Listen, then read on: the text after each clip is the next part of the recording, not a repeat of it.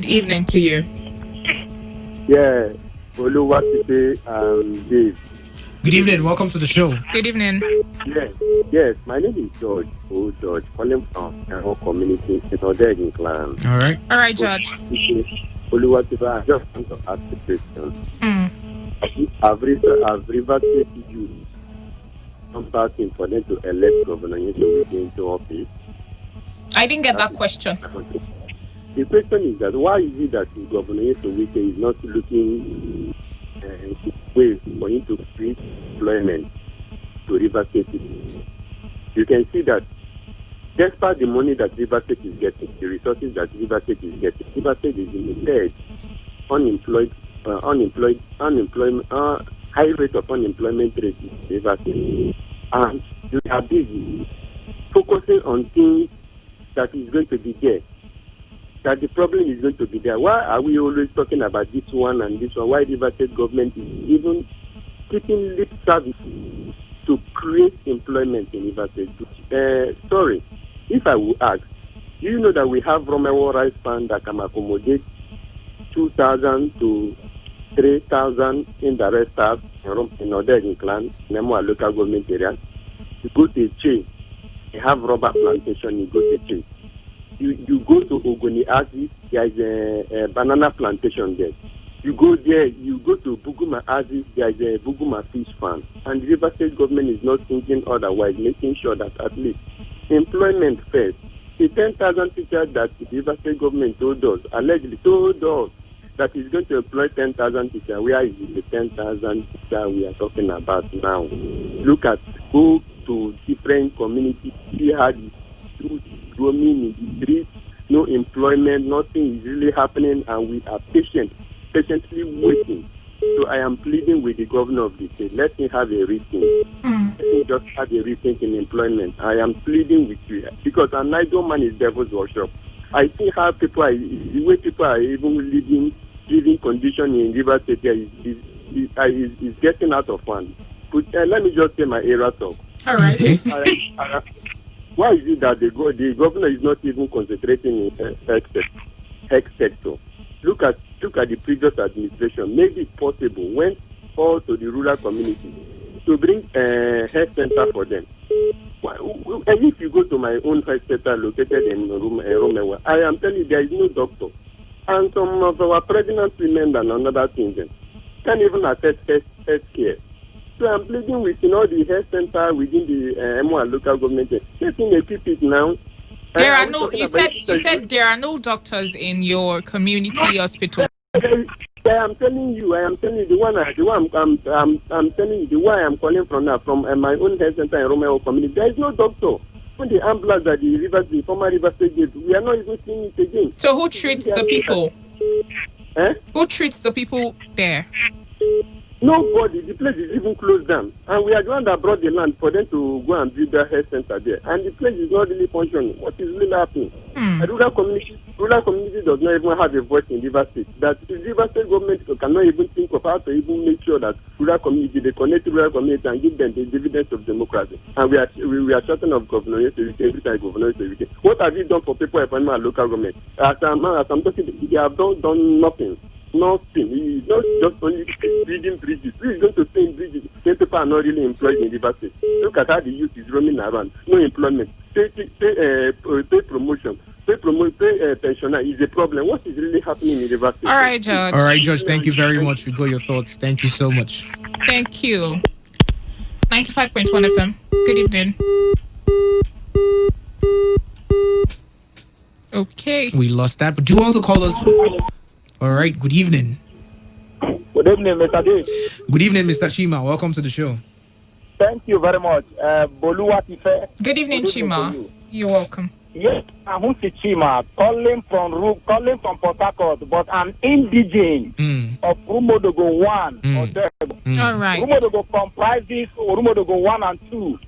There is a road that is leading from the junction East-West Road down to Rumodogo 2.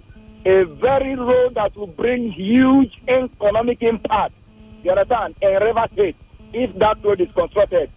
Boluwatife, what have politics given to us is a question that is pondering, that I ponder every day.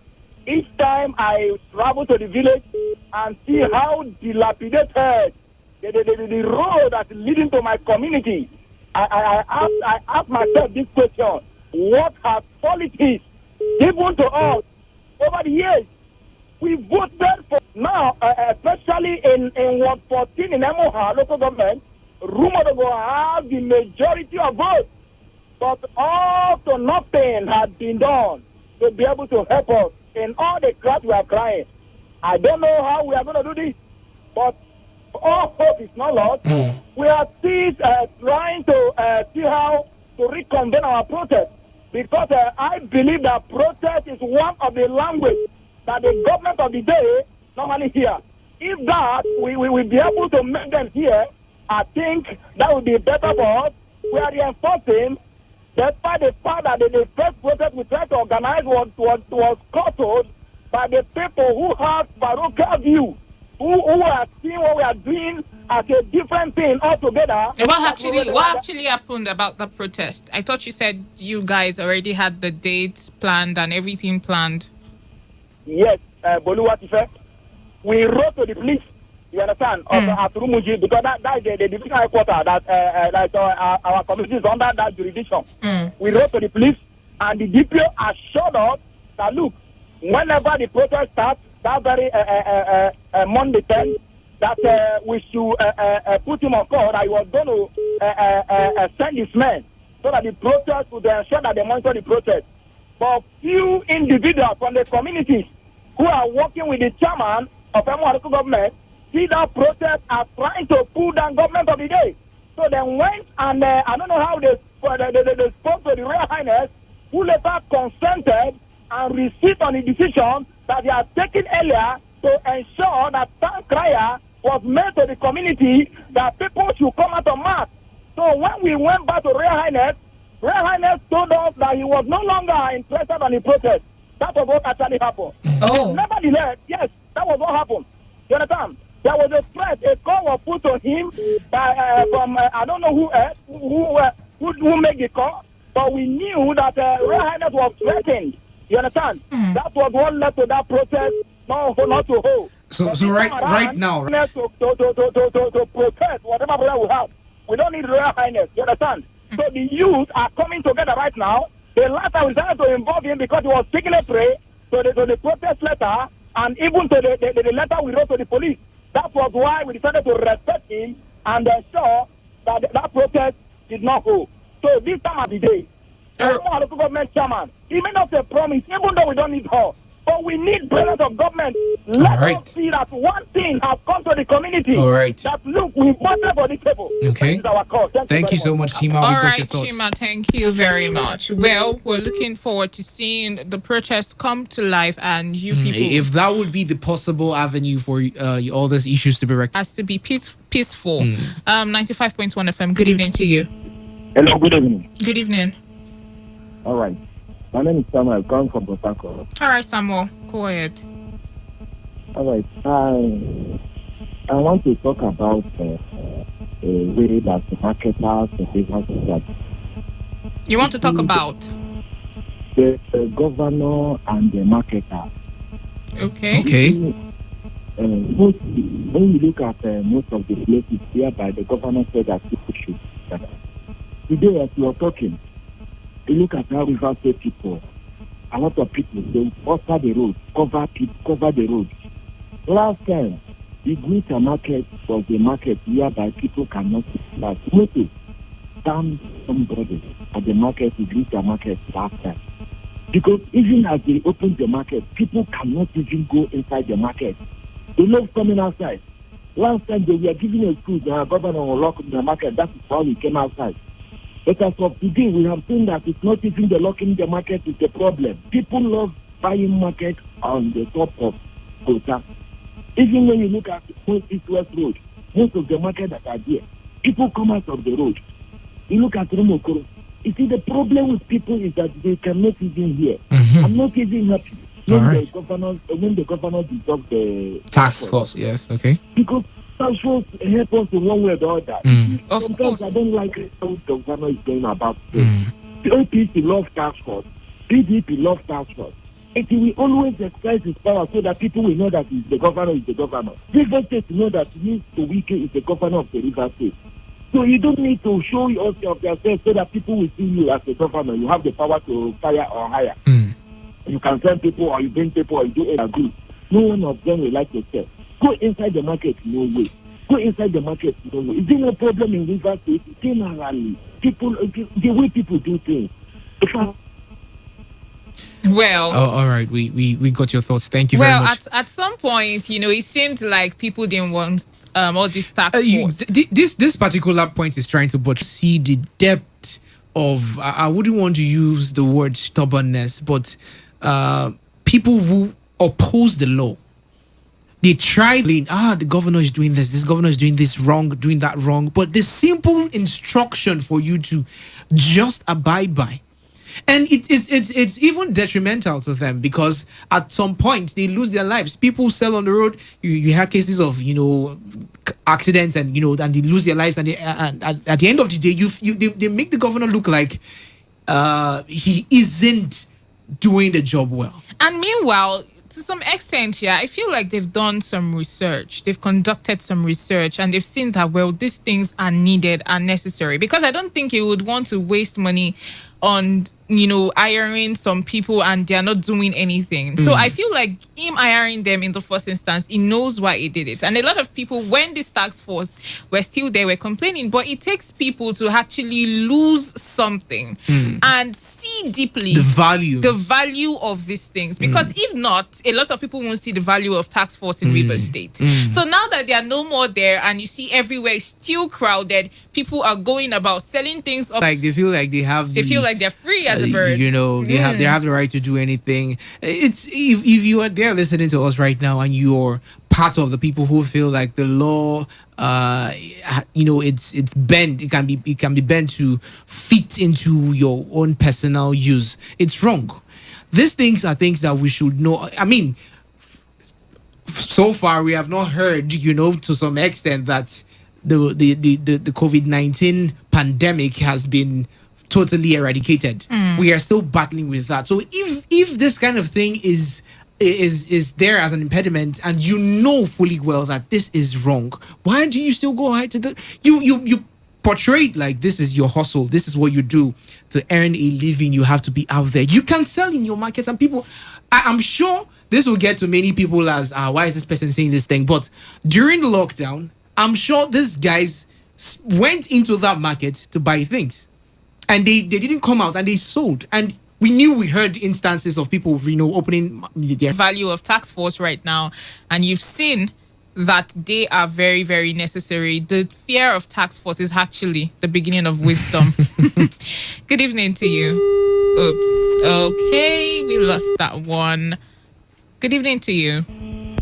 Hello, good evening. Good evening. What's your name and where you calling Yes, from? you're supposed to try to talk less and pick. Please go ahead. All right. And buying people should not speak more than 2 minutes. Now, please go ahead. This is Elder. Okay. I want on board and came and told us that the fuel have increased from 138 to I think 151. This government is taking this thing to 200 before the end of the year, and it has begun. But I am watching to see what the Labour will do, because this was exactly what happened during the time of good luck. It didn't go to this level, and the hell was just loose, and they scatter everywhere. They protest. Now they are sitting tight. You see this nonsense Labour. Let us watch and see what is going to happen. To me, I would prefer what happened in Mali to happen in Nigeria now. This government is not capable. They are just deceiving people. Thank you. That's how you feel. You feel like they are deceiving people. Well, how are you sure that before the year runs out, you're going to be paying 200 your naira prediction? It might not just turn. Evening. Good evening to you. Yeah, I was at home on Sunday, Monday, yesterday, and today.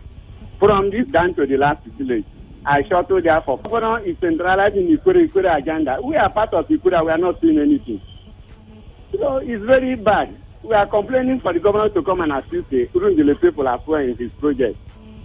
And again, too, we are talking about before the gap between the road and the fence of the University of Port Harcourt. Why not just go across the gutter and start their team? The road is folded in the two sides. So we don't know what to do. If government is returning task force, they should return it with quick and without delay. Traders refuse to go to market again. That market at Choba Junction there. They refuse to enter into the market. Everybody is selling on the roadside. It becomes a problem to the commuters. All right. Thank you so much for your thoughts. Thank you very much, Helga. Well, concerning that Choba road, I don't know if you've gone to Choba at night and you've actually seen how clustered that place is. They sell food. A lot of people just sell food together. You see lots of clothes, lots of bags, bread, whatever it is you're looking for. It's there at for that you. time. It's there for you. It's like a mini market at night. And I'm wondering, a lot of people would actually miss task force for this, and we're employing Governor Wike if he can actually bring them back. Because they actually instill law and order. Can you imagine? He's even complaining that there are places they could actually sell without obstructing road commuters. But they choose not to because they feel like that place would be the strategic place in their for mind them to get their goods sold, and it's not right. It is not right. 95.1 FM. Good evening to you. Oops. Okay. The phone lines to call are 0817 0000951 or 0810951091, and you can also text us on 0701 933 9962. 95.1 FM. Yeah, Abudu. Good evening to you. Good evening. Yeah, what's your name and where you calling from? Okay, good evening. It's Bolu and Dave. It's Bolu and Dave. What's your name? We didn't get your name. Okay. KSP. All right, KSP, go ahead. All right. I don't know between the government and the people who is to be blamed. Like sometimes you think you cannot really. The people who complain, the government will say the people are not doing. Take, for example, now, we had task force before, and somehow they tried their best, even though later they also were misbehaving. But look at the market. Look at our parents, our brothers, and our sisters selling in the market. Take just any of the market, Bolu, just do your own. Go there and see what these people are doing. They prefer that COVID, what is it called, that gutter, than the market. That one too, we are waiting for Buhari and Wike to come and tell them, please, we'll go inside. Are we waiting for them to come out? What is wrong with our people? The one that government will do, they will not do. The one that we are supposed to do, we will not do. Nigerians, should we carry all of us to America and bring the Americans to Nigeria so that... Why is it... Are you aware that these same people, if they are opportune to travel out, they will do rules and order? They will obey now. They would obey. Who wants to go to prison? Here, the government, in fact, the government, somehow they had a problem. They don't punish, because these same people, they go out, they say, don't traffic, this traffic law, they obey. They say, don't stand there, they obey. But in Nigeria here, because both the government and the people are almost the same. Government is running one-way traffic. Citizens are running one-way traffic. Nobody is obeying. If not, go to market. You have empty space and people are coming out to sell even on the road. Come to one here, you will see them on the road, My Tree, Rumokoro, Eleme Junction, everywhere on the road. What is wrong with Nigerians? Nigerians should at least change. And for some of us that are shouting, no promotion. Bolu, do your investigation from 2008 or 2010 thereabout. There had been no promotion in River State. They promote them, but they do not implement. They did not implement it. All right. People working in civil service. So we should not come on air and be shouting since 2015, no promotion. All right. And for pensioners also, let us stop this political shout and PDP, APC kind of shout. Okay. The fact. All right. We've got your thoughts. Thank you very much. What they are supposed to do. Thank you All very right, much. Helga, Thank you very much. your thoughts were actually very, very KSP. Thank you so much. Good evening to you. Hello, good evening. Good evening. How are you? I'm very well, thank you. What's your name and where are you calling from? This is Okidim Junior from Abua. The River State government. I don't know what we've done wrong to the governor. I don't know. I don't know if River State, if we just entered one chance. But do you know that other states are wishing that they had our kind of governor? That is not true. Why would you say that? If we look back to where we are coming from, I'm telling you that river people are regretting. But we have heard callers over the time calling in from different states in the south, yeah, saying categorically that they wish that there was a transfer of governorship for the governor of River State to go over to their state and make it the same way, handle it the same way he's handling River State. See, let me tell you, maybe because they are feeling because our governor talks like a lion. But he has practical examples of the things he has said over time. Well, it's the project, and he's doing some projects. Listen, Bolu, in this platform I told you that the agri has happened. See, when we say that this government does not mean well for river people will think we are just talking. We are not just talking. See, pensioners are there. What is the interest of the governor buying SUVs to judges and lawmakers? Why pensioners have not been paid? Mm-hmm. Go to Agua, where I come from, all the roads have failed. There is no road, there is no single internal road, there is no road in Agua. Nothing. Don't worry, over the weekend, I will snap almost all the state schools in Agua and send it to you. Look at how it is. See, it is a pity that we have this kind of government. I'm angry. Yeah, we can hear you. All right, we've got your thoughts. But you can Thank never. you very much. Yes, Thank you you, very but you much. can never be sure, Junior, what the governor has in mind. You know that saying, uneasy is the head that wears the crown. Mm-hmm. In as much as people are complaining and seeing the sides that aren't done, you still have to take into cognizance that things have been done. Like what we used to say that success or achievement is relative. Yes. You know, so people will see it in one way and be like, well, Governor Wike is doing excellently well. Like some people call from other states and say, well, we wish he's our governor and all that. And then people in River State are like, some people in River State actually, not to negate, like, not to negate the fact that there are still some, loopholes that need to be filled up. Yeah, but with then time would get to. He's somebody who has had a vision for the state, and with time we'll see these things unveiling. It's not easy to be in that kind of position. Yeah, I think he's trying to make some really nice infrastructures that would portray the state in a very good light, and is making life easier for people. All right. So I think making flyovers and all these things that some people see as no big That's deal. relative success. They're relative success,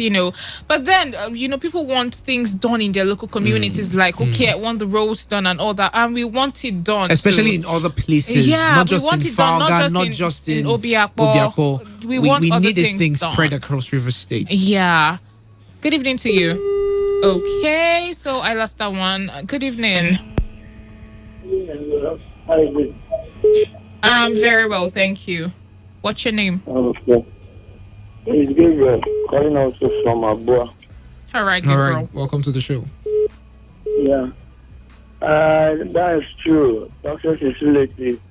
I subscribe to that. But sometimes you look at the primary things, the most interesting things that are needed at that material time, and you to read. Yes, in as much as the flyovers and some of the, but it will not be fair. Will not be fair to this government if we say they have not done anything. That's true. That will not be true. That will not be true. But my sake is, there are things as human or as society we need.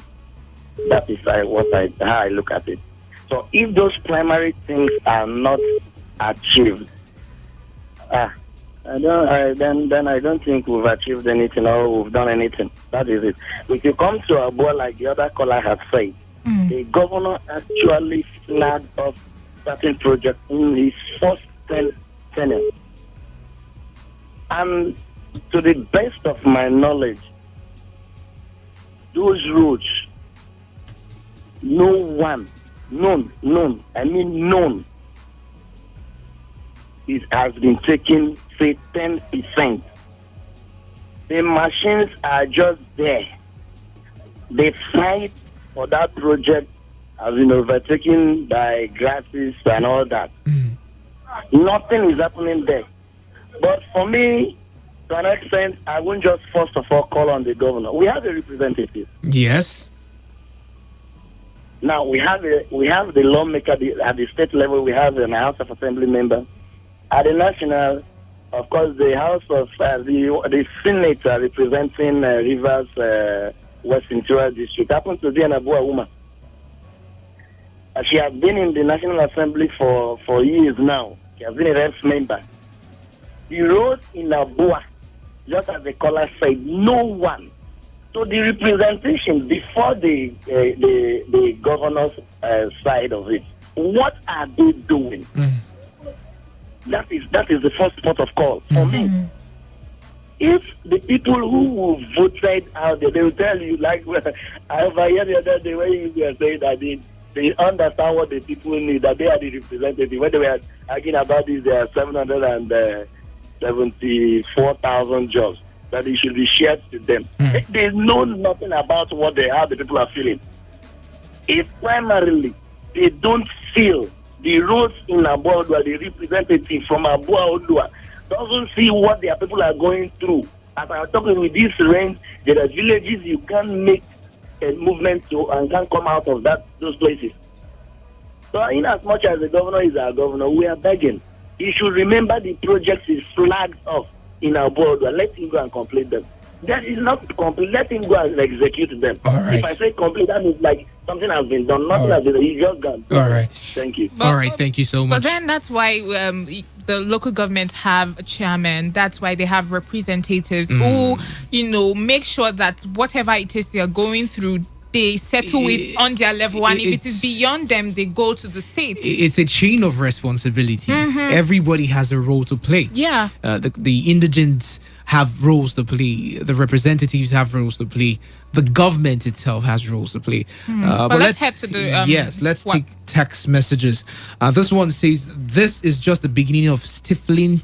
Okay, this is just the beginning of stifling the economy as a result of the excessive borrowing to impoverish the people with non-human capacity projects. COVID-19 has really exposed a lot about our dictatorial political leaders. This is coming in from JC.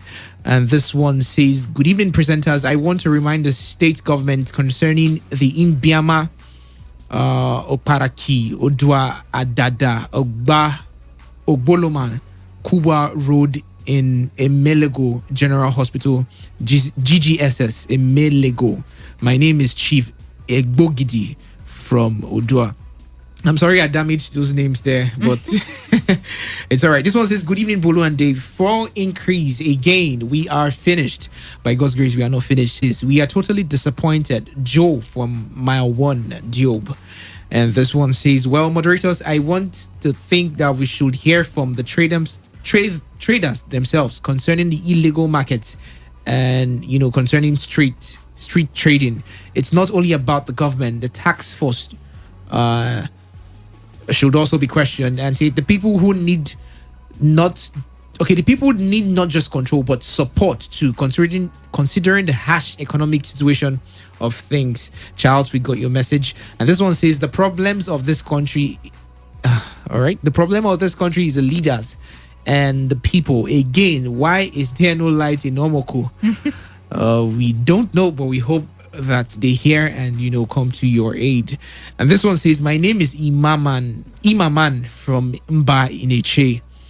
Please, Commissioner of Works, the road leading from Afara to Mba urged by is please, when you guys send messages, try to check again. Yeah, read over. This one says it apparently was trying to say he urgently needs the attention of the governor.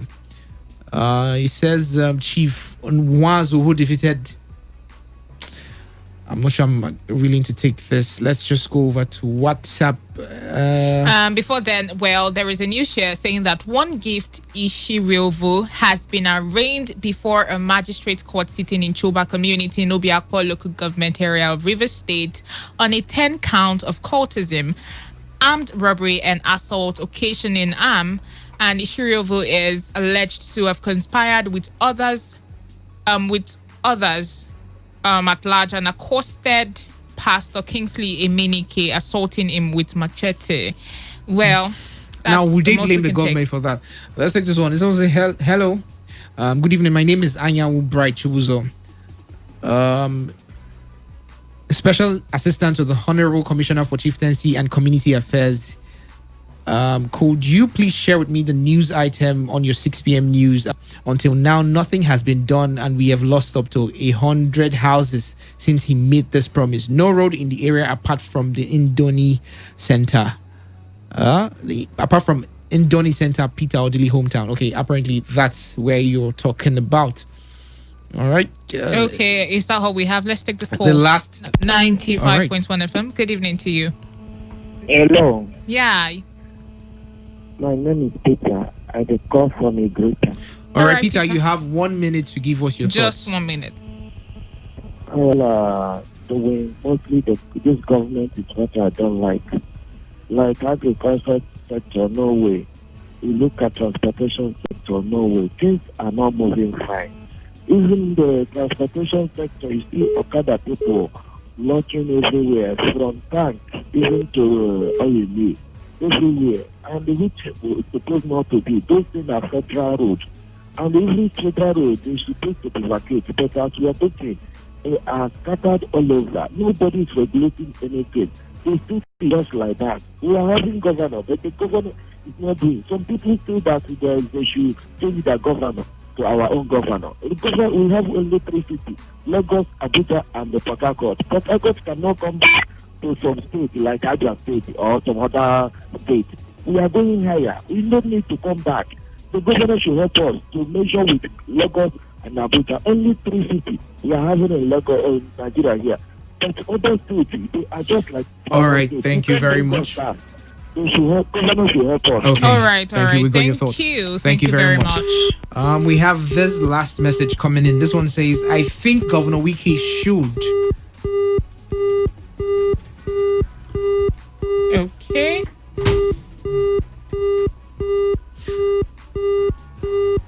Well, you can go ahead, Dave.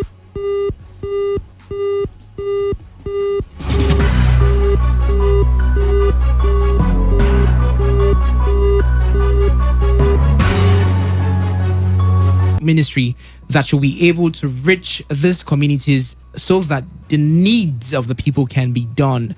And it's coming in from Chief Egbogidi from Odua. Well, concerning the news that the guy asked about, the controversy surrounding an assessment which is expected to be carried out on a portion of land in Amini Boko Emugan community in Abua Odua local government area of River State has continued to rage after an incident which took place in the community yesterday. We brought you a report of how security operatives prevented what would have been a bloody clash between members of the families involved in the incident. Narrating what transpired at the venue, the head of Akiro family, Chief Sunday Elaye, who spoke through the youth leader Vincent Ruben, said it took the intervention of security operatives to forestall a possible crisis. He wondered why the members of the Umasala family would be against the planned assessment after the Rivers State government has intervened in the matter. You can take a listen to what he said. Yes, parallel to the assessment, Honorable Commissioner, Safety and Community Affairs wrote a letter to all parties asking the parties to conduct themselves in a peaceful manner for the conduct of the assessment, the exercise. Unfortunately, yesterday, all parties mobilized. The community chief, Joe Wadentene Agbala, ordered the gong, the town crier, to go around, proclaim that the assessment is to take place so that all individuals and parties that own properties on the land can go and claim peacefully. On reaching there with security personnel, and these people barricaded the way leading to the right of way, to the location, to the in-way location. Okay, so that's the news right there for the person who actually called to get the news about what's happening at Obua. Yes. All right, guys, like I would always say, in default to do the right thing, it doesn't take you anything. It doesn't take anything away from your components as a human being to do the right thing. You choose to do the right thing. Choose to do the right thing. Choose to deliberately do the right thing. We were talking about the fact that trading should be done in this market, and people would want to oppose and say these are the strategic places where we could trade so that we can make ends meet. But that's not true. You can obey the law and as well make progress. We want to leave these things, want to hand them over to a generation that would learn the values we have taught them over time. I would plead and indulge with you to do the right thing. Have a very wonderful evening. See you guys tomorrow. All right, then. Well, I would leave you guys with this question. Who is to blame? The government or you yourself? We, the people ourselves. Who is to blame? Most of the things we complain about, who exactly are we supposed to blame? If you look at your surroundings right now, who are we supposed to blame? That drainage that is, overflogged and everywhere is just, blocked and water can pass. Everywhere is, full of water. Who is to blame? Is it not the people dropping things on the floor? Is it the government? The government has already made the roads different. So who is to blame? The government or the people? So I'm imploring you to do the right thing. There is no task force anymore. Well, we've all seen the usefulness of the task force, and I think that they are giving us a fair chance. That, of course, let's see what you can do, and we'll be hopeful that things fall in place.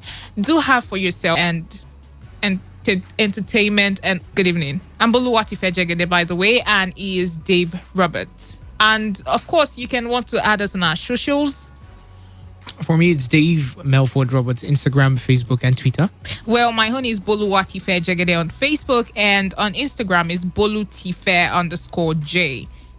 Do have yourself a wonderful evening.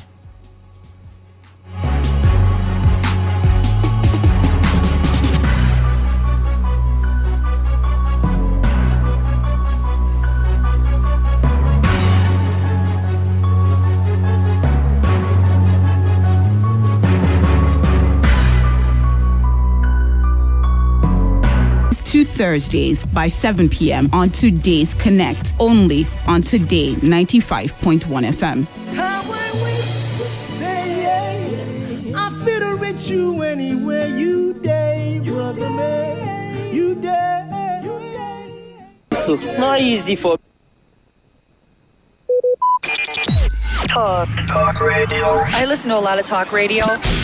95.1 FM.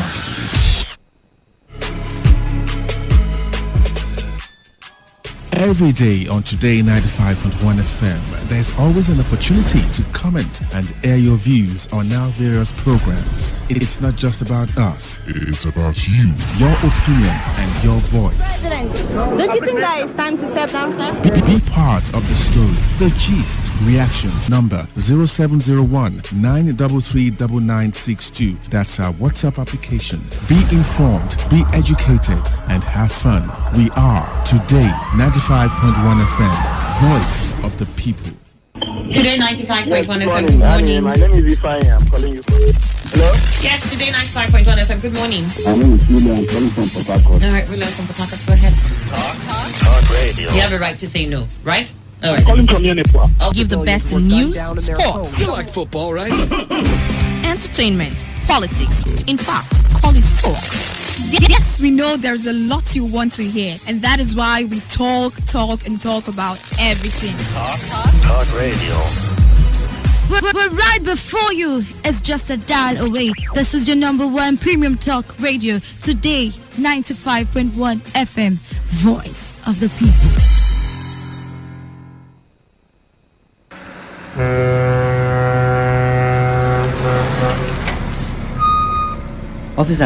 Officer, give me number. No time. Ma, they match am, they go. What? You bribing the officer of the law? You under arrest.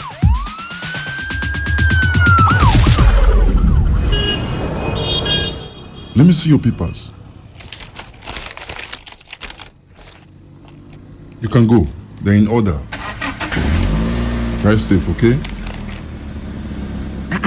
I don't understand though. No be the same country again. Officer reject bribe. They arrest me yesterday. That yesterday, I go do my papers. See as I pass now. I pass without fear. You too, make you do wetin dey right. For we country to better, it dey for we hand. If you like, do like say you no hear am. To give or to take bribe, na offense. Una don't hear am, abi? You hear am too, abi? You hear am. You hear am well. They themselves, they hear am. Now the voice of the people. Now him bring this message give now. Today 95.1 FM. Now we be the voice of the people.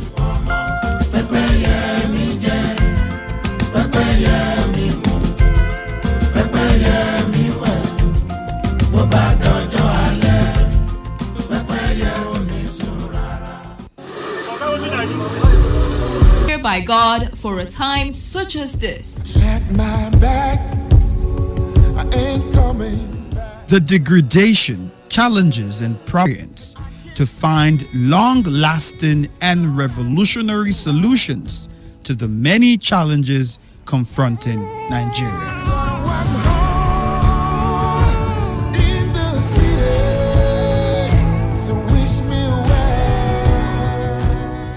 Nigeria will rise again. Because I am here, I will leave this nation a better place than I met it. I will work to make Nigeria a praise on the earth.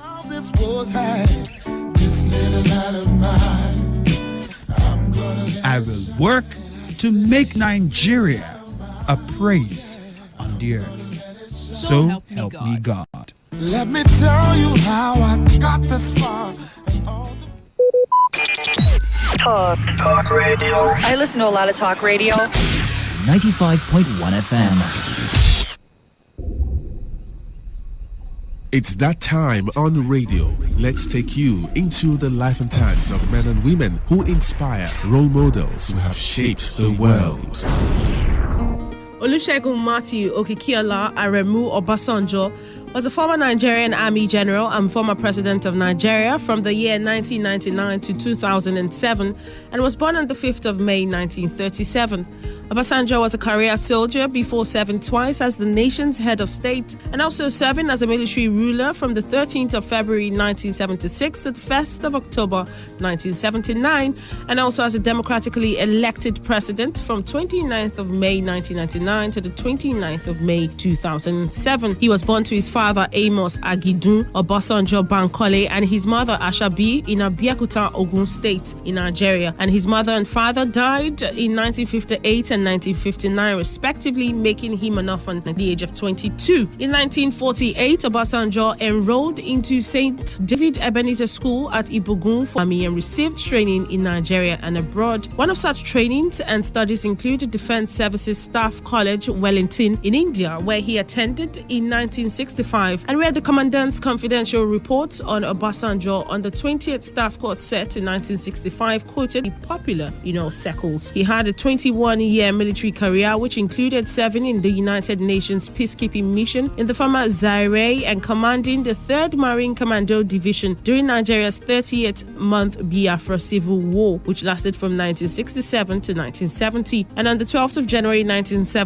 Obasanjo accepted the Biafran surrender, ending the Nigerian Civil War. Also from 1970 to 1975, he was the commander of the Engineering Corps of the Nigerian Army, meaning that earlier in 1972, he was promoted to the rank of Brigadier General, and from 1970 to 1975, he was the commander of the Engineering Corps of the Nigerian Army, meaning that earlier in 1972, he was promoted to the rank of Brigadier General. And by January 1975, the head of state for the Federal Republic of Nigeria, General Yakubu Gowon, made Obasanjo the Federal Commissioner for Works and Housing to oversee the development of housing, highways, roads, bridges, electrical and street lighting in the country following the oil boom. Also in 1975, when General Murtala Mohammed took power as head of state via a military coup, Obasanjo was appointed as the Chief of Staff Supreme Headquarters, and in January 1976, he was promoted to Lieutenant General. It should be noted that following a failed coup by Lieutenant Colonel Dimka, in which General Murtala Mohammed was killed, Obasanjo was chosen as the head of state by the Supreme Military Council, and by the 13th of February 1976, had resigned as the head of state and the Nigerian Army. Following a failed military coup by Lieutenant Colonel Dimka, in which General Murtala Mohammed was killed, Obasanjo was chosen as the head of state by the Supreme Military Council on the 1st of October 1979, thereby handing power to the newly elected civilian president, Shehu Shagari. While still in service, the military regime of Obasanjo benefited from oil revenues that increased, and this increased oil revenues permitted his government spending for infrastructure development and improvement on a large scale. Also notable is the fact that the Obasanjo-led government relocated the federal capital from Lagos to Abuja, a more central location in the interior of the country, because it was not identified with any particular ethnic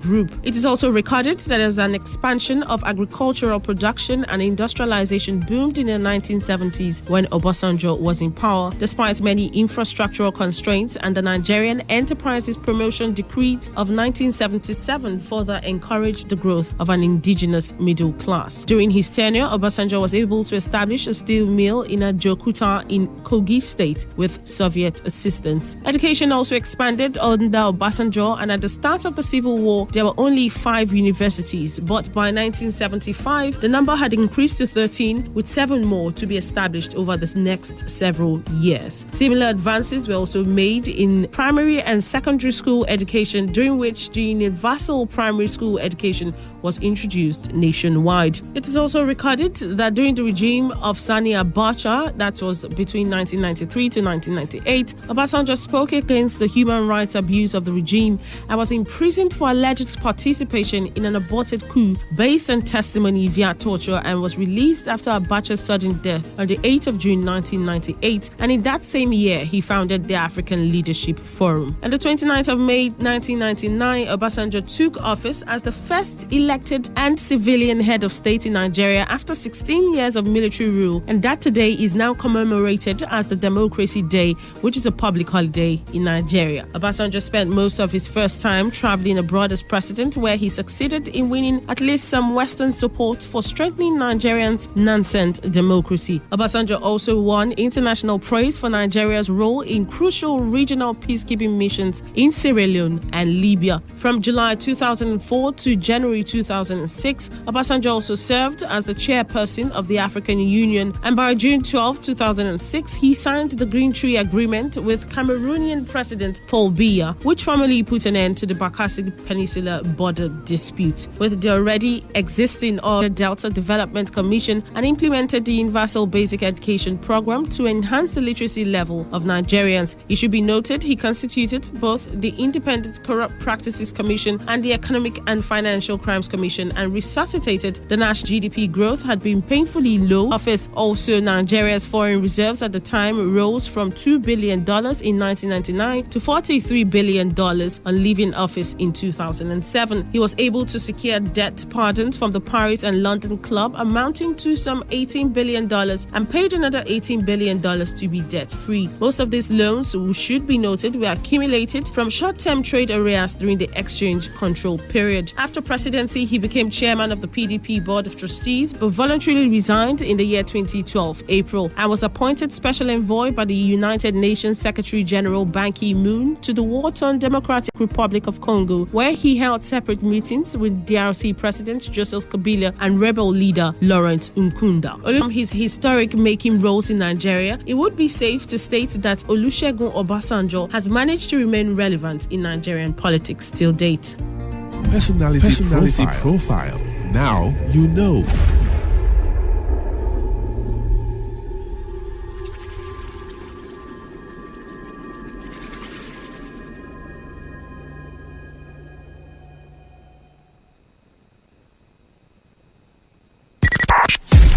.1 FM, voice of the people.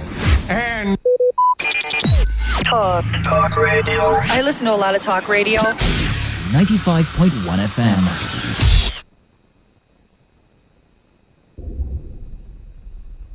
It's that time on radio. Let's take you into the life and times of men and women who inspire, role models who have shaped the world.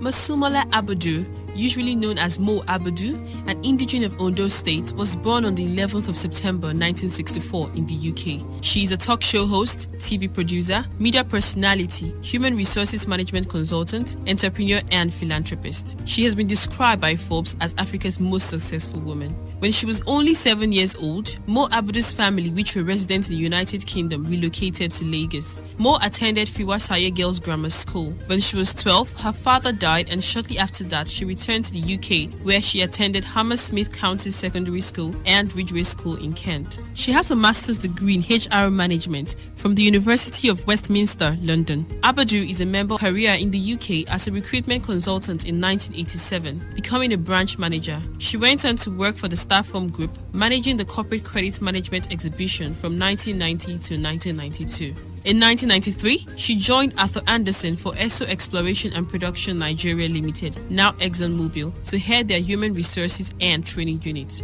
She left in 2000 to establish a privately owned specialist human resources development company known as Viclorence and Associates Limited. While running VLE, Abudu developed an executive training center at the Protea Hotel, Oakwood Park, Lagos. Mo Abudu went on to produce and host a TV talk show popularly known as Moments with Mo, which became the first syndicated daily talk show on Africa Regional Television, which aired on Mnet with TV coverage in 48 African countries. By October of the year 2009, the program had recorded over 200 episodes, bordering on several topics including lifestyle, health, culture, politics, entertainment, and tradition. The program featured super guests and celebrities, including presidents, Nobel laureates, and the 67th U.S. Secretary of State, Hillary Rodham Clinton. Abudu was also creator and executive producer of a reality TV show known as The Debaters, a program funded by the Guarantee Trust Bank. The program was aimed at giving Africa a voice, which was done by promoting oratory. Mo Abudu is the founder of the Inspire Africa Foundation, a human investment arm of Inspire Africa Limited. The Inspire Africa Foundation is a registered non-profit organization that focuses on raising funds for the implementation of societal transformational initiatives.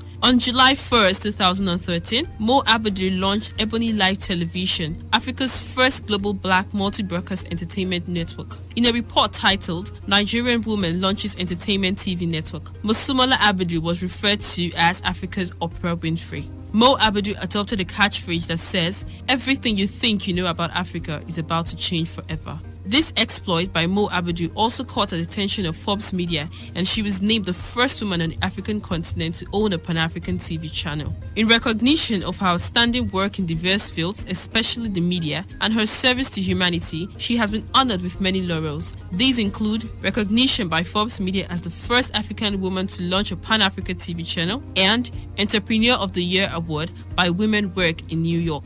She's also been listed as one of the 25 most powerful women in global TV by The Hollywood Reporter. Most recently, she was also honored with an honorary doctorate degree from Babcock University, Nigeria's premier private university. Mosumola Abudu is divorced and is blessed with 2 children. Personality profile. Now you know.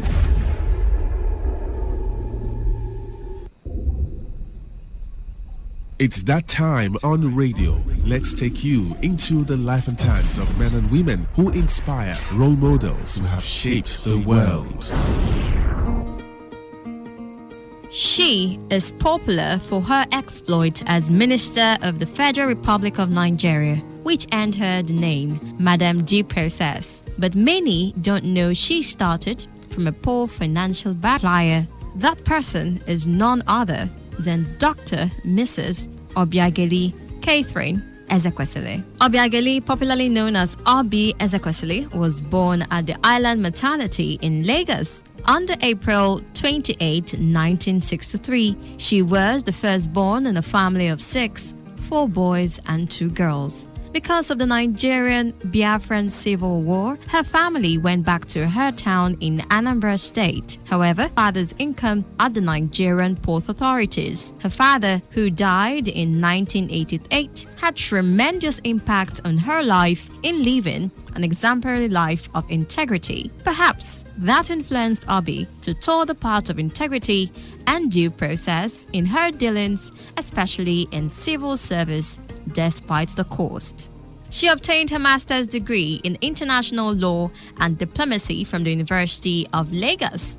She later traveled to the United States, where she enrolled in the Kennedy School of Government, Harvard University, and obtained her master's degree in public administration. She also trained in the accountancy firm of Deloitte and Touche and became a chartered accountant. Ezekwesili worked with Professor Jeffrey Sachs at the Center for International Development at the Harvard. Obiageli Ezekwesili co-founded Transparency International and as the Federal Minister of Education during the second term of President Olusegun Obasanjo. Obi Ezekwesili was once the Vice President of the World Bank's African Division, a position she held from May 2007 to May 2012. During the regime of President Olusegun Obasanjo, Obiageli Ezekwesili held the position of the pioneer head of Budget, Monitoring and Price Intelligence Unit, nicknamed Due Process Unit. It was at that time that she was given the name Madam Due Process. Owing to the outstanding work she led a team of professionals to do in sanitation of the public procurement or contract award at the federal level in Nigeria. The Nigerian Bureau for Public Procurement legislation can be described as her brainchild. Other legislation she engineered includes the NATI legislation and the new minerals and mining legislation. Apart from holding positions as the Minister of Solid Minerals Reform Program that led to the Nigeria being globally recognized as a credible mining investment destination, she was also the chairperson of the Nigerian Extractive Industries Transparency Initiative, NATI. It was at this period that she led the first ever national implementation of the global standards and principles of transparency in the oil and gas and mining sector. Obi Ezekwesili was appointed the Federal Minister of Education in June 2006, a position she held until she went for an appointment in the World Bank in May 2007. Her appointment as Vice President for the African region at the World Bank was actually announced in March 1st, 2012. Bharti Airtel, one of the world's leading telecommunications firm, having operations in 20 members of the World Wildlife Fund, WWF, the Harold's Hartog School of Government and Policy, the School of Public Policy of Central European University, New African Magazine, and the Center for Global Leadership of Tufts University. In May 2012, the University of Agriculture, Abeokuta, Nigeria, awarded Ezekwesili an honorary Doctor of Science degree. after a viral hashtag Bring Back Our Girls campaign on social media, which urged action to bring the girls back. Some international personalities, including Michelle Obama, Alicia Keys, Chris Brown, and others, have identified with the clamor for the release of the abducted schoolgirls and the hashtag Bring Back Our Girls campaign. Her transparency was so glaring that even her boss and colleagues in the corridor of power attest to it. Malam Nasser El-Rufai quoted someone to have said, "It is only a madman who would make the mistake of saying anything related to bribery to Madam Due Process. It is not even something you would think of." Those were his words. At the age of 50, having overcome diverse challenges, including attacks on her life in days of active sanitation of Nigeria, in her capacities as Minister of Education and Minister of Solid Minerals, she is grateful to God and believes that she is a work of grace in saying what she believes and damning the consequence that was not accounted for in her lecture at the University of Nigeria, Nsukka. She is at present making her contribution for the development of her country in Nigeria by giving suggestions on national economic issues. Personality profile. Now you know.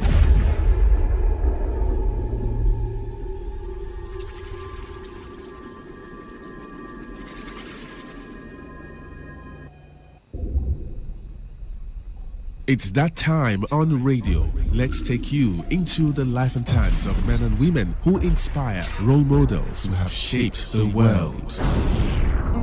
Ask any nationalist alive today. Read any of their memoirs, biographies, and autobiographies. Go through many historical fragments in Nigeria, colonial era materials, anti-colonial reports and theses.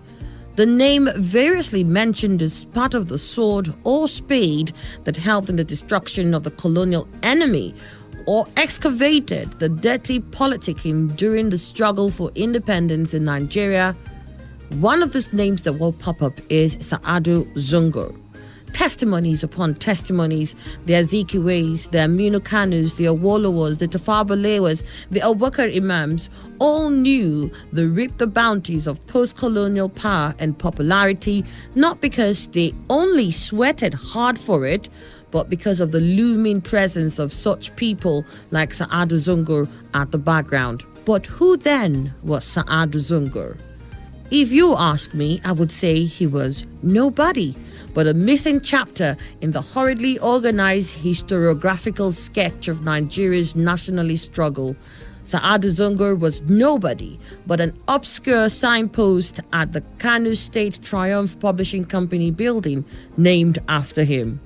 Saadu Zungur was but another small, obscure and unpopular street named after him in Bauchi State. Saadu Zungur was that insignificant person posthumously wrapped in a degree by the Abubakar Tafawa Balewa University, Bauchi, without most of us knowing or caring about the event. Now, let me tell you a bit about Saadu Zungur. Born in 1915 at Ganjua ward of Bauchi City, Ahmed Mahmoud Saad Zungur was popularly known as Saadu. Completed his early education in Bauchi and proceeded to Katsina for teacher's training. He later attended the Kano School of Hygiene and also Royal School of Hygiene with matriculation in London, England. He graduated with distinction. The influence of his scholarly family and knowledge he acquired early influenced his life significantly. His father, Mohammed Bello, spoke not only the local city language Hausa, but also Fulfulde and Arabic fluently. Gifted with something of a photographic memory, Saadu was described as a brilliant student of Quranic interpretation, that's called tafsir, grammar, na'al, jurisprudence, and theology, and had a great appetite for learning.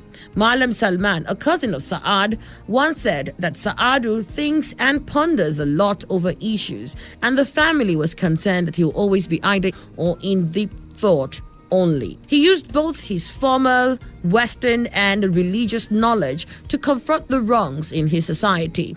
With his Western education, he became the thorn in the flesh of British colonial administration, to the extent that they practically banned everyone from giving him an employment. At that time, an employment ban by a colonial administrator practically means a hopeless unemployment situation, as there was virtually no private sector.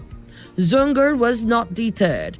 It was later that he formed the first political forum for Northern youths and then, much later, for grown-ups, the first ever recorded up north. He not only initiated activism against foreign control, he led it with a lot of courage and resolve. His greatest assets were his intellectual and poetic gifts and his convincing writings. Though an effective campaigner for social justice, Sa'adu's mode of operation, however, was not devoid of respect for his elders and leadership. He was assertive and appeared never to give up on what he believed to be right. Sa'adu was genuinely a man ahead of his time. In a speech he gave at Kaduna in 1948, 12 years before the realization of Nigerian independence from colonial rule, Sa'adu described the situation before the nation. He drew analogies to wake the people up from their slumber, that self-government by any name is way ahead of a vote for control by foreigners in one's land. In presenting his ideas at Kaduna, Sa'adu drew the analogy of the propaganda that fanned slavery, where the European establishments were telling the world that the Negro was not educatable because he was not a complete human being. And now he said to maintain a grip on their colonies in Africa, they're telling the world that African colonies are not ready to govern themselves. If anyone should buy that ridiculous idea, he suggested, it should not be the Africans themselves. Sa'adu was a writer who did not relent until he breathed his last. His appeal across religious and ethnic lines provided him with opportunities to write columns, articles, and serialized publications for both northern and southern publications. He described himself as a thinker whose faculties for thought and expression were out of his control. He believed it was his calling to live for justice and spread it as far and wide as he could. His passion for writing instead of speaking, he says, is born out of his ill health on the one hand, and also his personality of humility and soft speech. Sa'adu suffered from a suspicious undiagnosed ailment that some later described as possibly asthma, others as tuberculosis. Being a thorn in the sides of both colonial and local leadership in his struggle for justice and fair treatment of his fellow beings, neither of the authorities, native or foreign, bothered to provide adequate treatment. At a time when private treatment was expensive and out of reach for common man, it sealed Sa'adu's fate, and he remained unemployed for a greater part of his adult life. Most of the services he provided were voluntary and free. He offered free service whenever he got the chance and later succumbed to his ailment in his midlife.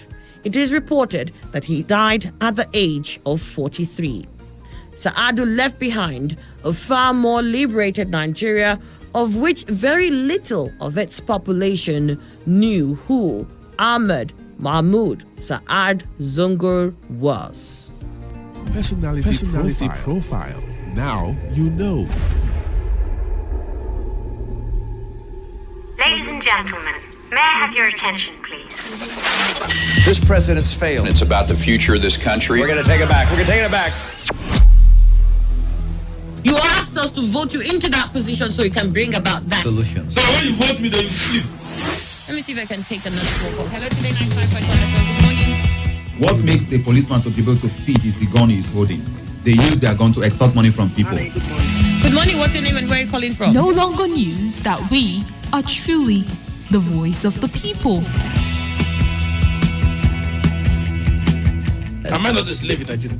I refuse if you are. On radio, let's take you into the life and times of men and women who inspire, role models who have shaped the world.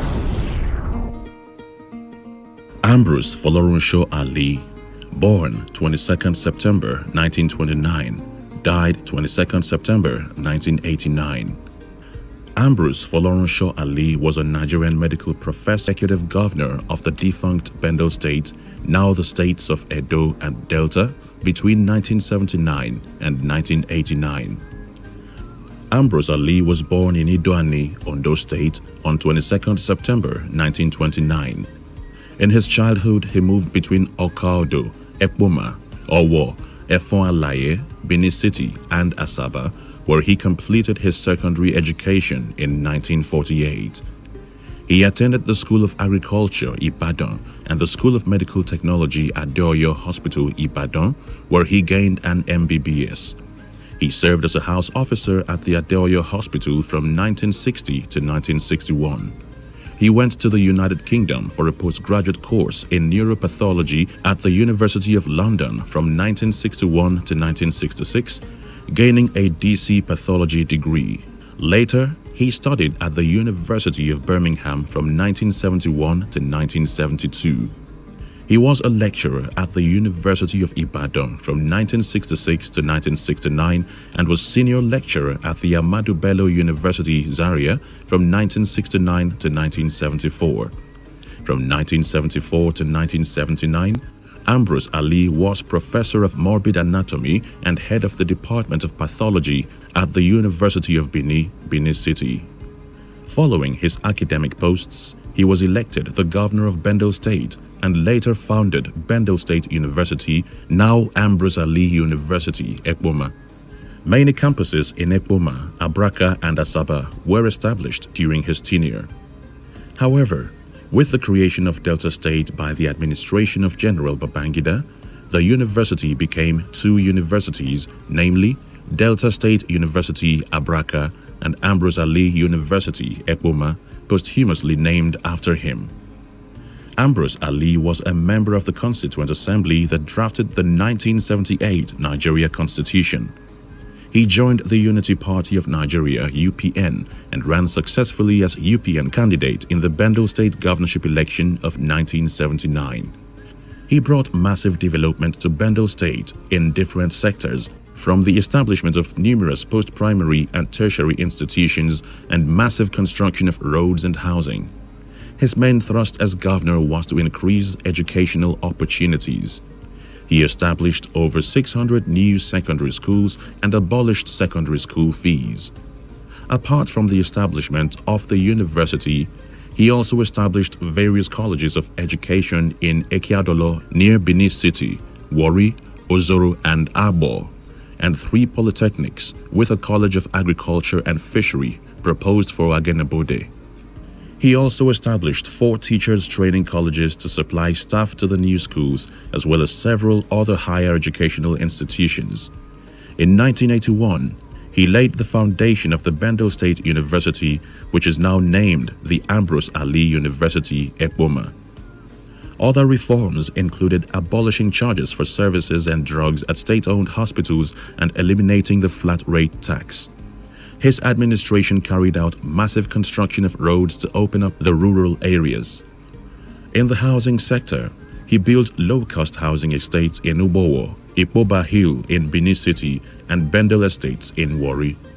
As governor, he always wore sandals, joking that he was so busy working in government house that he never had time to buy shoes for himself. When Ambrose Ali left office in 1983, he retired to his family house.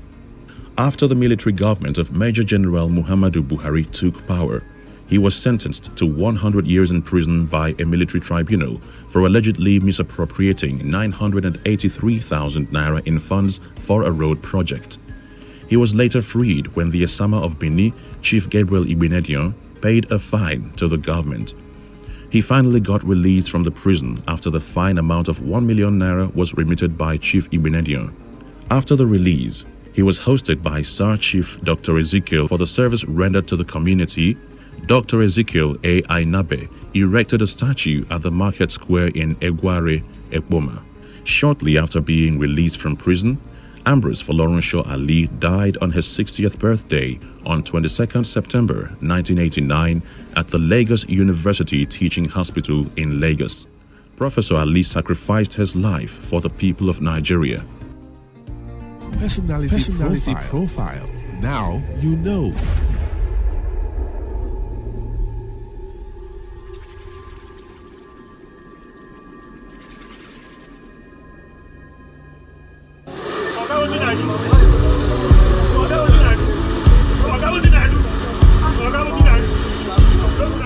I am a proud Nigerian. I have been placed here by God for a time such as this. At my back, I ain't coming back. The degradation, challenges, and problems faced by Nigeria are the perfect backdrop for me to develop and utilize my God-given potential.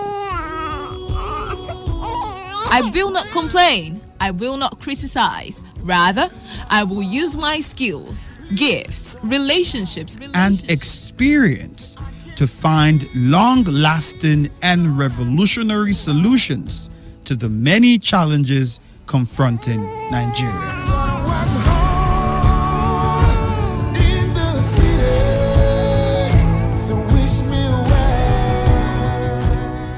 Nigeria will rise again. Because I am here, I will leave this nation a better place than I met it. I will work to make Nigeria a praise on the earth.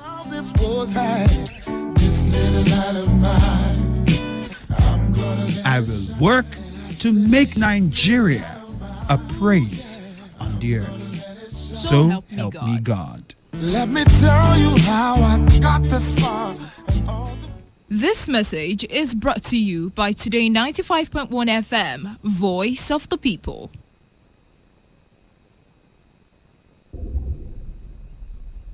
It's that time on radio. Let's take you into the life and times of men and women who inspire, role models who have shaped the world. Let me take you through a journey of Nigeria's nationalism.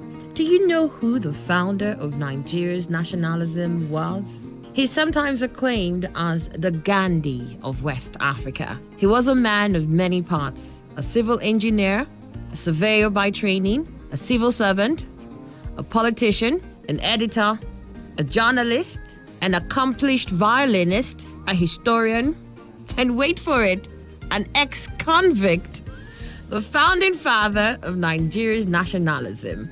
He helped to lay the foundation of modern Nigeria and contributed to the shaping of popular perceptions of a modern nation and its obligations to the public.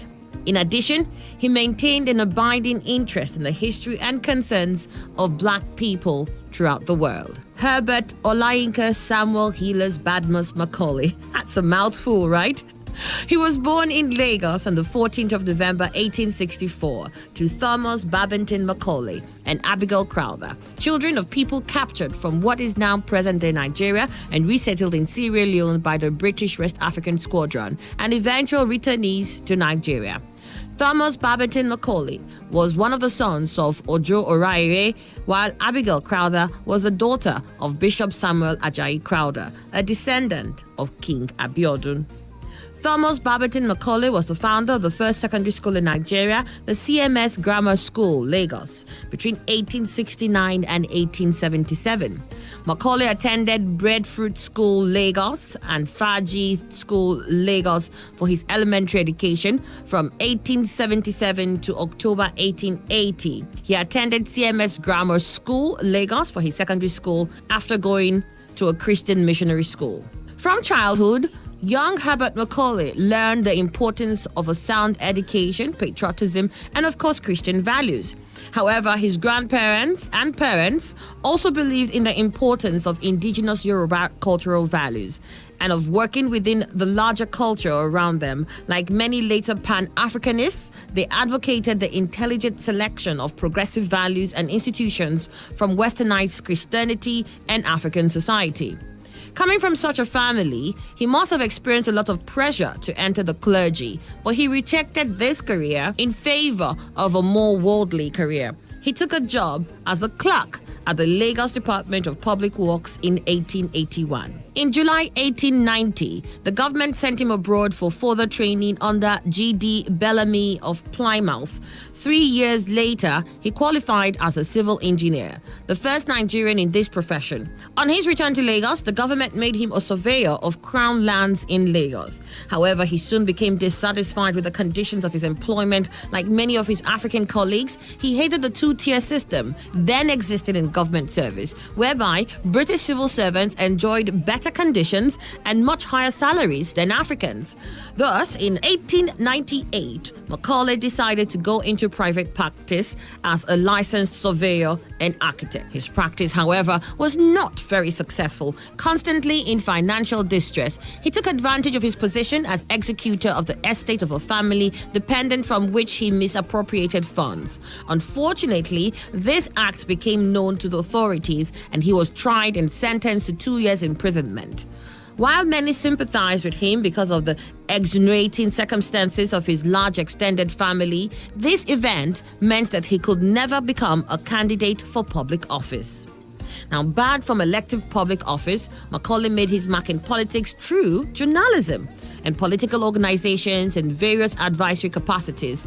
Between 1890 and 1927, he was a frequent contributor to the Nigerian Chronicle.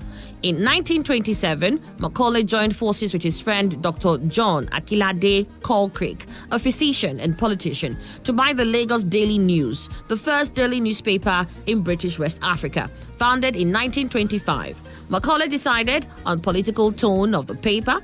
This provided his platform for his battles against the current history associated with the beginning of political agitation for self-rule. Macaulay became a leading figure in the first generation of Nigerian nationalists. In 1921, Macaulay passionately led protests in Lagos over water rates, land issues, and mishandling of railway finances. In 1922, he helped a Lagos chief in his legal battle with the colonial government, who had forcefully taken some of his land for government purposes. The highest court in England heard the case and returned the land to the chief.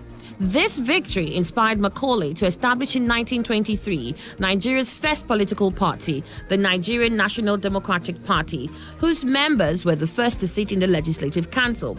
The NNDP was the first well-organized political party in Commonwealth West Africa. Its motto was Salus Populi Suprema Lex. The safety of the people is the greatest law.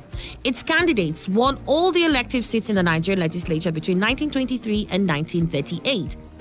For fear that government might take action against him, Macaulay refused to hold any party office until 1930s. But in Lagos, there was no doubt that he was the driving force and real power behind the scenes. He maintained close ties with the first executive councils and was always present at NNDP public meetings. Further, he had extensive links with the masses of Lagosians through their traditional popular associations, particularly the Market Women Union and many vocational unions. He encouraged market women and elite women to take party activities, including speaking political Nigerian youth movement, in order to avoid the demise of to be a political party. It was more of a nationalist organization designed to act for self-government. Although many of his colleagues in the NNDP executive disagreed with him, he carried the day when he threatened to resign if they did not agree to enter into a coalition of interest groups. Nnamdi Azikiwe, the dynamic leader of the NCNC then, capitalized on Macaulay's decision to join the party. At this time, Macaulay was 80 years old, but still appeared physically strong and mentally alert. But his insistence in undertaking a strenuous campaign against the constitutional proposals of 1945 proposed by Governor Richards taxed his strength. While on the national tour, he suffered an acute attack of rheumatism and was forced to return to Lagos, where he died on 7th of May 1946. Huge crowds, estimated variously between 100,000 and 200,000, turned out in the streets to mourn, and all the markets closed for 2 full days. The leadership of the NCNC went to Azikiwe, who later became the first president of Nigeria. Macaulay was buried at Ikoyi Cemetery in Lagos on 11th of May 1946. Nnamdi Azikiwe delivered a funeral oration at Macaulay's burial ceremony. As is customary among the Yoruba, when a distinguished leader dies at an advanced age, his funeral became the occasion for a prolonged celebration of a life well lived and public service well acclaimed. He was survived by 2 children, Sarah Abigail Ido Macaulay and Oliver Ogedengbe Macaulay. Personality profile. Now you know.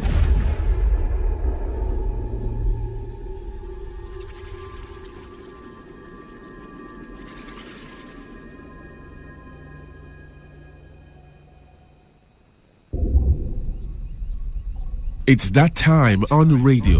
Let's take you into the life and times of men and women who inspire, role models who have shaped the world. Did you know that Alfred Spieth was the first governor of the Old River State? Did you also know that he was appointed at the age of 24? Alfred Spieth was born on 30th July 1942 at Nembe, an Ijo tribe in the present-day Bayelsa State. His father and mother were initially primary school teachers before becoming employed as civil servants. His father was a distinguished postmaster before taking up the traditional chieftaincy stool of Omangi. Alfred started his primary school education in 1947 at Government School Boe, Cameroon. As part of requirement, Spieth needed to put his hand across his head to touch his ear to be properly registered for the infant class in 1948. He was later admitted to St. Joseph Secondary School, Sase, also in Cameroon. After schooling in Cameroon, he took a job with the Meteorological Department of the then Ministry of Transport, Lagos State. He later joined the Merchant Navy in 1961, and his brilliant performance gave him the opportunity to be trained at Britannia Royal Naval College, Dortmund, England in 1962. He was given the command of his first ship soon after his return to Nigeria in 1965. The political commotions in Nigeria led to the 1966 coup and counter-coup and the appointment of the 24-year-old Alfred Spieth as the military governor of Rivers State on May 27, 1967 by the then head of state, Colonel Yakubu Gowon. Alfred Spieth was also a member of the Supreme Military Council. Although unmarried at the time he was appointed governor, while serving as a military governor, he got married to Ethel and Victoria at different times, and after leaving Government House, he also got married to evangelist barrister Dr. Josephine Spieth. Spieth was recorded to have planned and executed many development programs and projects in the Old River State. In 1973, a correspondent of the Nigerian Observer, Mineria Makri, wrote an article about an impending teachers' strike, which was published on Spieth's birthday. Taking this as a deliberate insult, Spieth's head, Ralph Iwuwari, had the reporter's head publicly shaved and had him beaten with 24 lashes of cane. On July 29, 1975, the Murtala Mohammed coup overthrew Gowon's administration, and Spieth was stripped of the rank he worked so hard to earn and was asked to forfeit a total of 18 properties located in the government reserve area, Transamadi, Berokori Layout, Recreation Layout, and Ogunabali, all in Port Harcourt. All his protestation fell on deaf ears as he was unavoidably retired into penury. He reigns today as His Majesty Alfred Spieth, the Amanyanabo of Tuan-Brass in Bayelsa State, a throne he ascended since 1996. Personality profile. Now you know.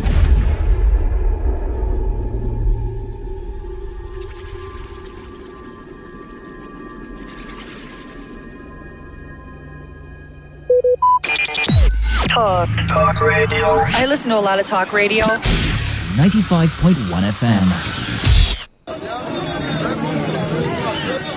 Emeka, biko, bia.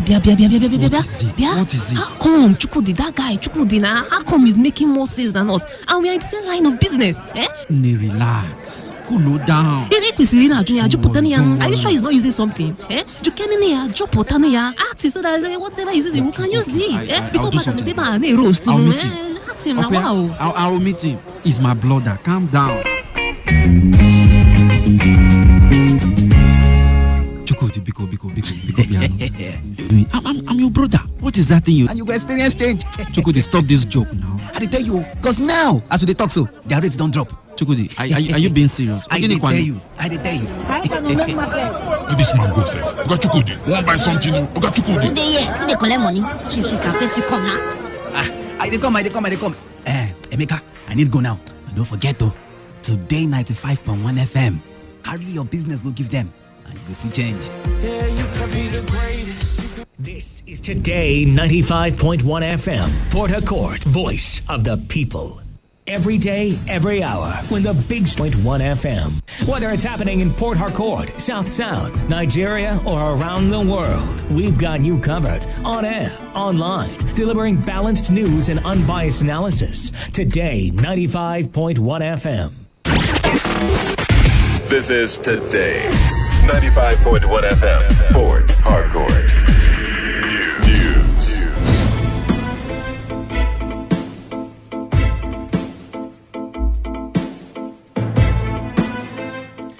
Good evening, this is the World News on your Premium Talk Radio, Today 95.1 FM, Port Harcourt. I am Wisdom Obina. The headlines. New price regime of petrol announced by federal government takes immediate effect in filling stations. Rivers State House of Assembly mandates multinational company Shell to appear and respond to petitions by host communities.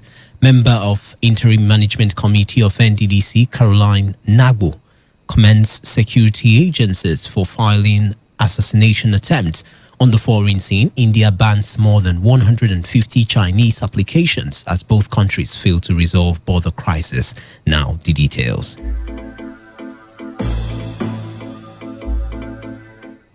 The Federal Executive Council, FEC, has approved $3.1 billion for the creations of an end-to-end automation of the Nigerian Customs Service. Minister of Finance Zainab Ahmed disclosed this at the end of the FEC virtual meeting presided over by President Muhammadu Buhari at the Villa in Abuja. Zainab told State House correspondents that the concessionary period is 20 years and the funding is solely from investors, with the revenue expected from this automation pegged at $176 billion. This project is to completely automate every aspect of the customs business and to institutionalize the use of smart and emerging technologies that will enhance the statutory function of the Nigerian Customs Service in the areas of revenue generation as well as trade facilitation and enhancement of security. The total cost of the project is in the sum of $3.1 billion and the consortium, the PPP group that have been approved, are led by Messrs. Hawaii Technologies and with 4 other members. This investment of $3.1 billion is broken down into capital investment of $1.2 million that will be done in 3 phases over 36 months by these investors, and the $1.8 million is our projection of the operational cost over the 20-year period of the implementation of this project. This project has the potential to yield $176 billion of revenue for the project. The council also approved the upgrade of safe towers in Lagos, Kano, Abuja and Port Harcourt airports. Analog systems in the airports are to be upgraded to digital, just as weather reports will now be transmitted instantly, as against the current hourly current practice in a contract that will cost 13 billion naira. The Petroleum Products Marketing Company, a subsidiary of the Nigerian National Petroleum Corporation, has announced an increase in the ex-depot price of premium motor spirit, also known as petrol, from 138.62 to 151.56 per litre. This was disclosed in an internal memo from Ibadan Depot to all stakeholders with reference number dated September 2nd, 2020 and signed by the Uabalaka. The ex-depot price is the price at which the product is sold to marketers at the depots. Meanwhile, petrol is now selling at 163 naira per litre. This is according to the Petroleum Product Retail Outlets Owners Association of Nigeria, Petruan, following the price adjustment in the ex-depot price of the product. Speaking with our correspondent, Ifunaya Obemendukwe, the Rivers State Chairman of Petron, Francis Dinkba, appealed for patience from the customers as they implement the directive from PPMC. Actually, the Petroleum Product Retail Outlet Owners Association of Nigeria just woke up this morning to see this increment by the PPMC. We have set the new pump price, or we had suggested the new pump price to our teaming members that they should sell a lower band of 163 naira and an upper band of 165 naira. We request the masses to show understanding because it's not our making. We are traders, and what What we buy is what we sell. We are not particularly happy that the price of fuel is increasing almost every other month without functional refineries. The deregulation process is a challenge to the nation. We have said it over and over again. For us to very well deregulate fuel price in this nation, refineries have to function. If refineries are not functioning, what we are seeing now may just be the tip of the iceberg. Fuel may even get higher than this, depending on the international market price. Meanwhile, some Nigerians have expressed displeasure over the new price of fuel, with commercial drivers resolving to increase transportation fare. The way I've seen the fuel price, even NEPA bill, they have increased all. But drivers have never increased price for their own. We are a driver. We have to increase our own. That's our own matter now. We have to increase our own transport fare. From now till if they not produce or anything, we go secure us. Instead of that, they lock us out. For us to come outside, to come and work, and now say for increase. You see good. The government, they are not doing well. But they try to arrange themselves, but they do very well for Nigeria. We are suffering. Now what in Nigeria financially see?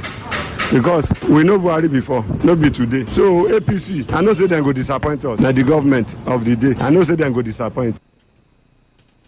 In the meantime, reactions are beginning to trail the recent increase of electricity tariff. Nigerian Electricity Regulatory Commission.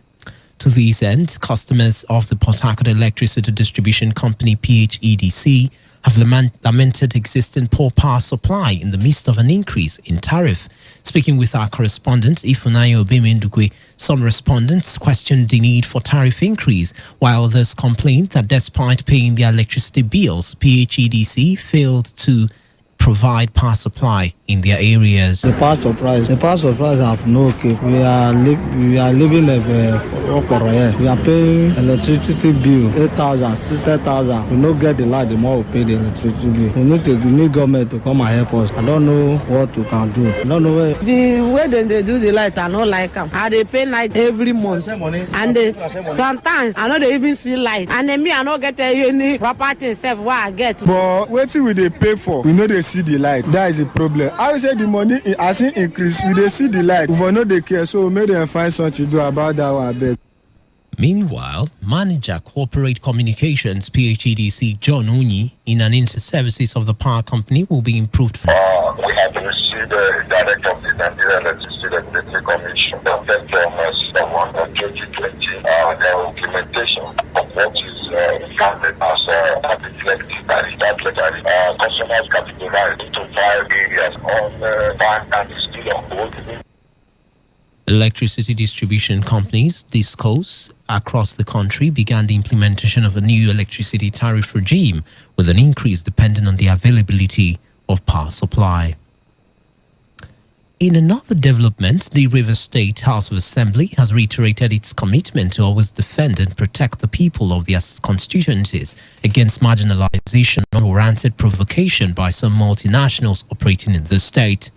Chairman of the House Committee on Public Complaints and Petitions in Rivers State House of Assembly, Evans BP, said this in an interview with newsmen in Port Harcourt.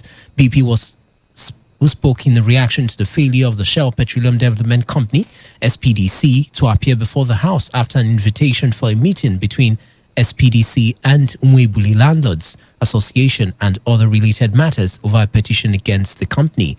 Evans BP, who is the lawmaker representing Ogubolu constituency, however, said the House will take a drastic action against Shell Petroleum Development Company, SPDC, if they fail to honor the invitation of the committee. The committee is displeased of the absence of SPDC to resolve the matter involving the Immobile Landlords Association and other related matters. We have a lot of Shell petitions on my table. The committee has rescheduled the meeting to hold on Monday, 7 September 2020 by 9:30 a.m. prompt at Committee Room 3 of the Assembly Complex. I want to say that all actions regarding the matter being kept on hold until the committee resolve the matter. And Shell should know that they are not operating on air. They are operating in a state which is River State. Therefore, they should always honor all invitations.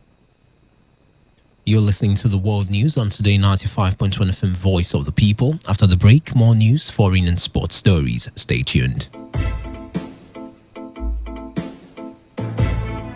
Every day, every hour, when the big stories break, depend on our 24-hour news team to bring you the latest. Today 95.1 FM.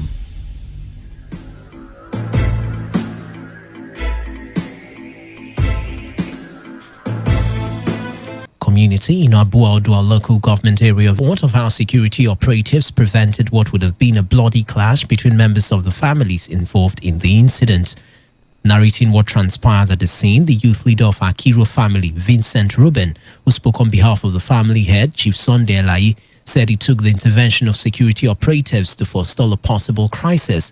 He wondered why the members of the Umasala family would be against the planned assessment after the Rivers State government had intervened in the matter. Yes, parallel to conduct themselves in a peaceful manner for the conduct of the assessment, the exercise. Unfortunately, yesterday, all parties mobilized. The community chief Jowa Dentene Agbala, ordered the GOM, the town crier, to go around proclaim that the assessment is to take place so that all individuals and parties that own properties on the land can go and claim peacefully. On reaching there with security personnel, Tari and his cohorts to order, because if this assessment is not done, it will hamper we actually want this assessment to take place before the end of this week. The Commissioner, Safety and Community Affairs, want to thank him. He has made it possible for this process to take place peacefully, and he have not taken side.